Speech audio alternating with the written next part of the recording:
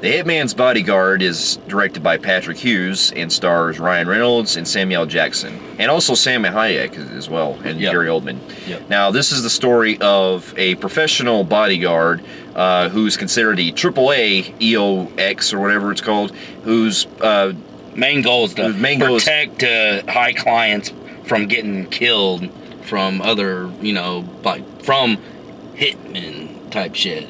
People trying to kill them. And this is Ryan Reynolds who plays this special agent. And basically the story deals with him after a situation that happened a couple years back.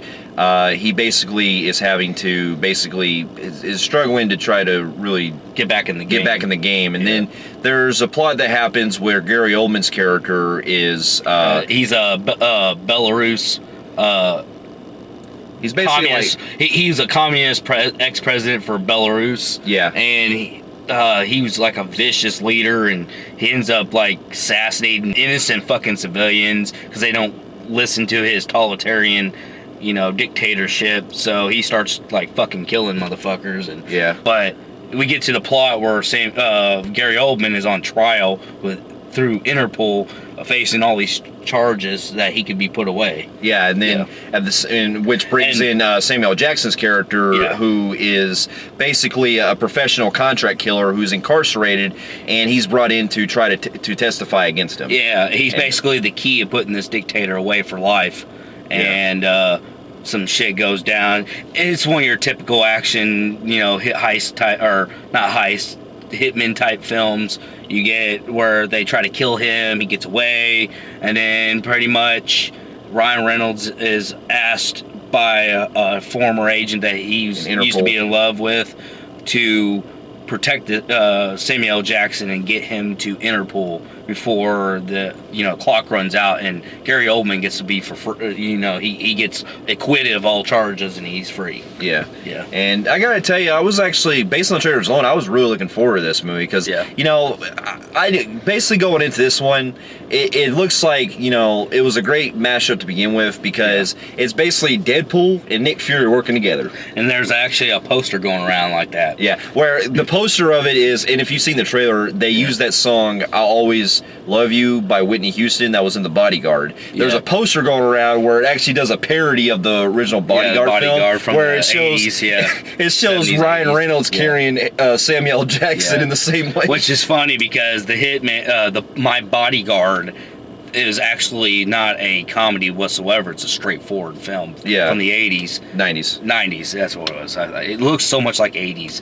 But anyway, I haven't seen it in so long. But chemistry is really, really good with Ryan Reynolds and Samuel Jackson. I already predicted that. This movie, going into this, I knew it was going to be fun, but it was one of those comedies that that you're just there for the entertainment comedy because the story is going to be so fucking simple that, you're going to question yourself.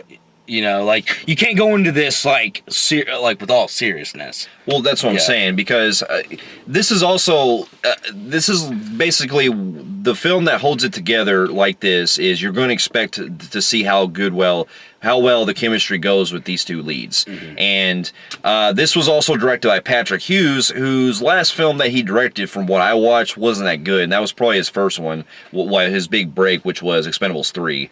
And so going to this one, I was a little worried from him being behind the scenes. So I was like, because if you see Expendables 3, he didn't really do too well with those action scenes. No, he didn't. And so with this one, basically from what I was expecting was, any typical, to see how well it does with them two together.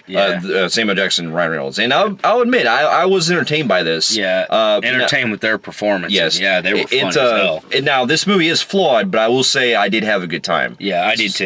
It's an entertaining film, and it's worth the ownership, but this movie does have its flaws that you can't help but point out. Yeah. Even though it's not trying to take itself seriously. And it's not taking itself seriously, but it's also not parodying itself to make you say, okay, I can make it a pass. Yeah, well, that's basically what it is. It has a little bit of tonal shifts in some parts. Yeah. But we'll get to that later. But basically, this is a comedy. It's a straightforward action comedy. But what my pros are with this one, once again, Ryan Reynolds is great. I really loved his comedy and back and forth with Samuel L. Jackson. I already predicted that to be good, and it was good. But I also really enjoyed the way that it basically, you can buy that these two characters would be in these type of situations. Because, with Samuel Jackson, it's almost like Ryan Reynolds and Samuel Jackson are pretty much playing themselves, but you still buy it because you just can't get enough of them. Yeah, and they are fun. They're a blast. Salma Hayek is in this, and she was hilarious. She was hilarious. That's really funny. Yeah. Gary Oldman was fucking pure evil as playing the ex-Belarus president. He was playing, which I'll get in a con later about something about him, but from what we were given, he played a fucking violent son of a bitch. Yeah, dude. He was great. I mean, I always say this, like, Gary Oldman, no matter what he's in, he'll always have a great presence on screen. Yes. And he does it here too as well. When he plays villains like this, it's always good to see him play those type of roles, because whether it's going for the comedic type, like Fifth Element, or if the really straight brutal ones like in Bram Stoker's Dracula, he always has a commanding presence that's so welcome. And this one also in True Romance too. Yeah, he was. And what's funny is that this one he's also playing a Russian, and he did the same thing in Air Force One. Yeah. So it's almost like this is a sequel to that film. It's actually incredible that a lot of people don't realize that Gary Oldman is so talented. He can play almost every nationality out there and nail it. And he can pull the accent off. Yeah, great. He's really good at accents and playing a foreign person. And a lot of people are like, "Is that Gary Oldman making that that accent?" I'm like, "Whoa," Yeah, and so he was great. And then I also enjoyed. I love as far as the action scenes, I do like the action scenes, but I'm hit and miss with. Okay, for the pros I have with the action scenes, there are some cool chase sequences and shootout sequences that I enjoy. Especially there's like this one sequence where Ryan Reynolds is fighting this one guy inside this tool hardware store, and it's really cool the way that this fight plays out. It's like a fast pace, it's kind of like Crank, where the fast pace, boom, boom. Yeah. But it feels like it's shot all together, so it's not like okay, cut, choreograph, and all that stuff. It feels like it's like boom, boom, boom, and then you just got the camera just jumping all over the place. It works majority of the time, especially that scene. It works really good, but in a con, it does kind of get a little shaky at times. Yeah. And I also enjoy a lot of the scenes where there are these small moments where these flashback sequences where we're kind of learning more about the characters. Yeah. And the characters are so... what I love about it is that the characters are so oblivious to what's going around them that they're just like, fuck it, we're just enjoying ourselves right here. Yeah. So that's what I think really works well with the action and the comedy department, because of the way that the characters are very oblivious to what's happening. I did like Samuel L. Jackson's flashback of how he met Salma Hayek in South America. That scene was fucking brutal. Yeah.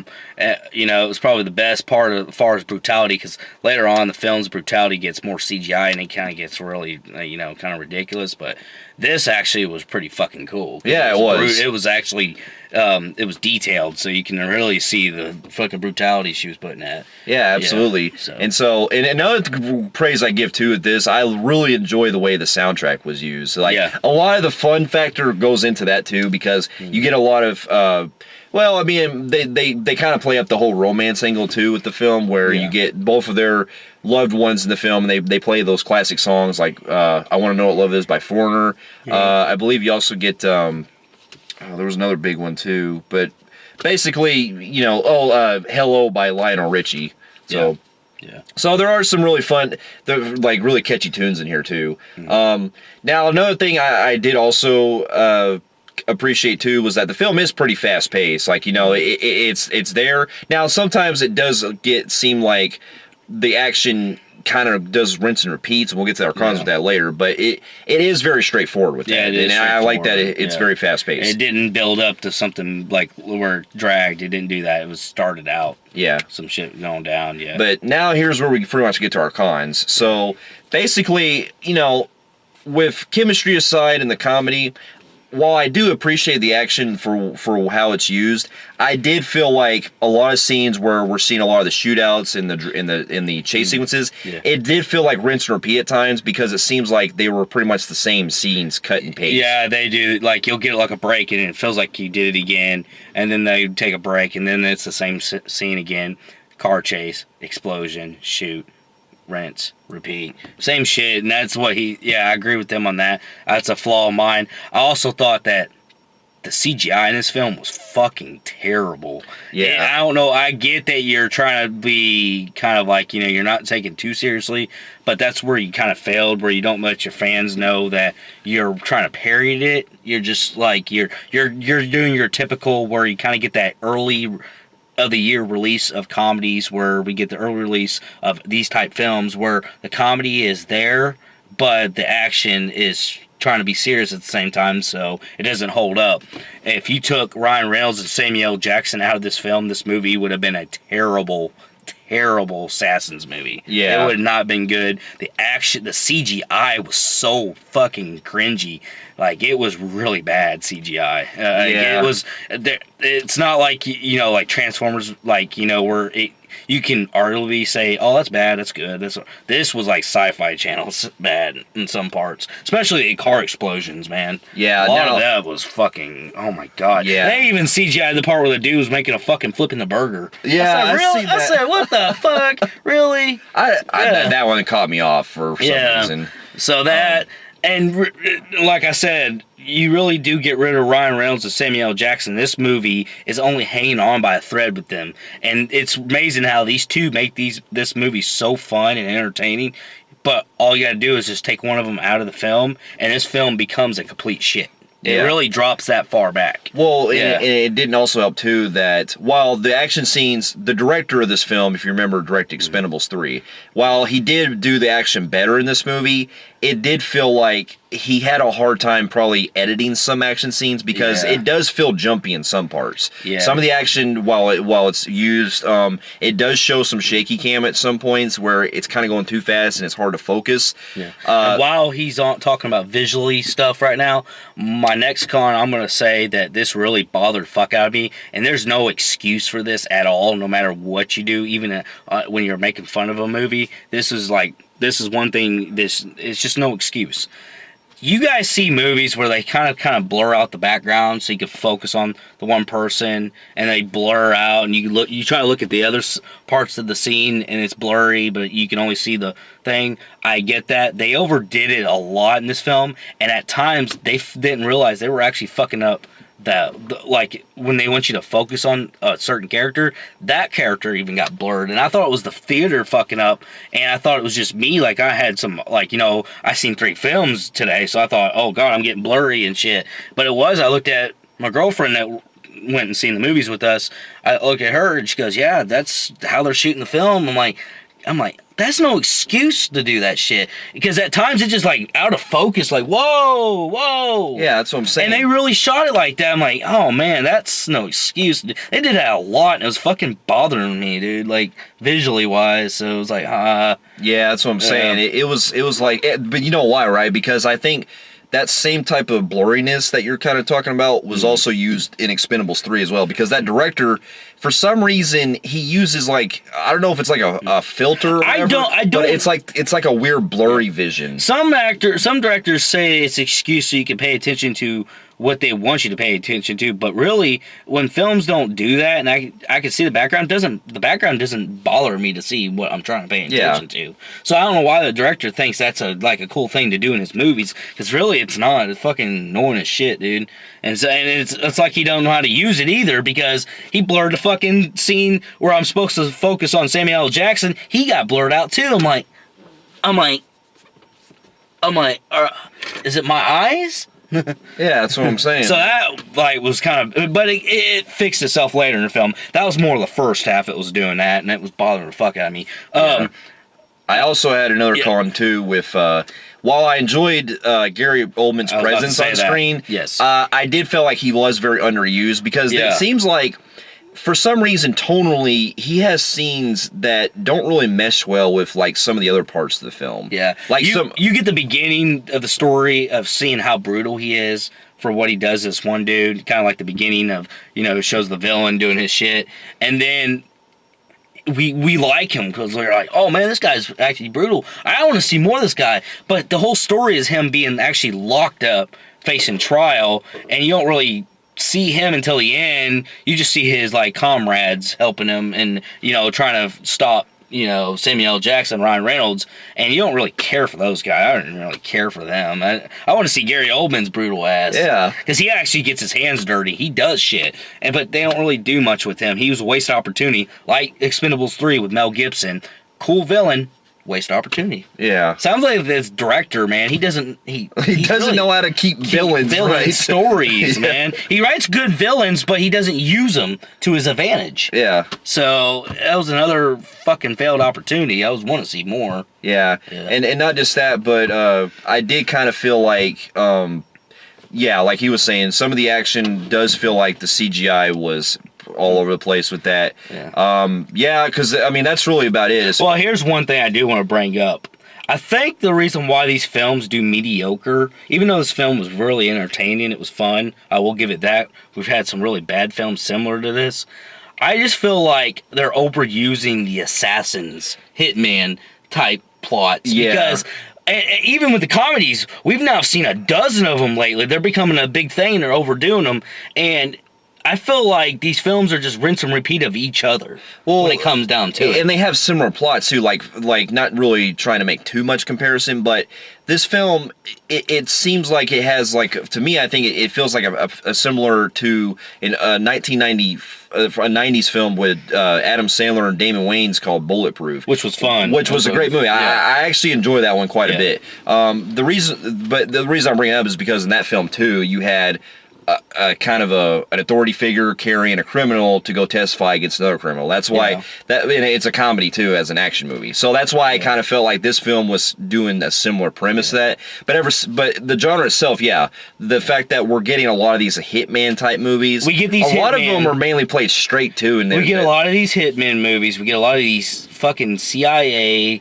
It just feels like they're all the same. They're standard, simple, That's another thing too. I felt like this genre itself, it's very too standard to the point where if you take the comedy out, you really have nothing. It's just so plain. Yeah. But other than that, it was a fun, entertainment film.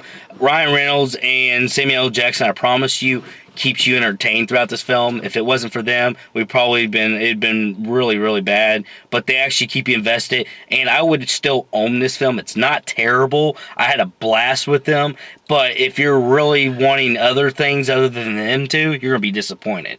But if you're just going in for these two, which I did, this is why I kind of liked the film and had an entertainment, because I knew what I was going in for. I wanted just them two. But like I said, if you go in for other stuff, you're going to be disappointed. So after that, that's it. Hitman Bodyguard, I'm going to give it a 6.5 out of 10.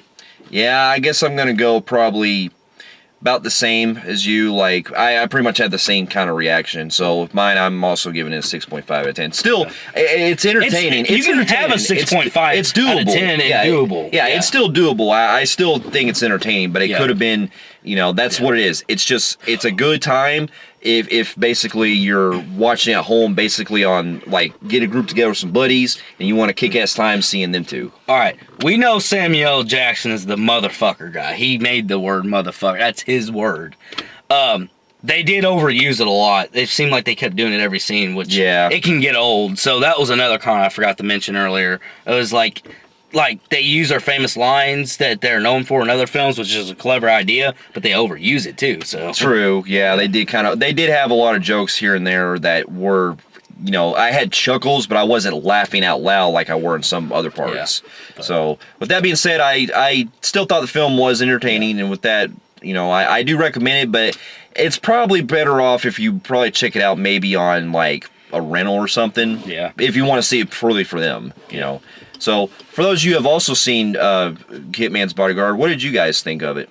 Comment below, and if you like what you see here, you can also feel free to like and subscribe to our channel. And check out some of our other reviews as well. And we'll be seeing you in our next one. We'll see you later. Later.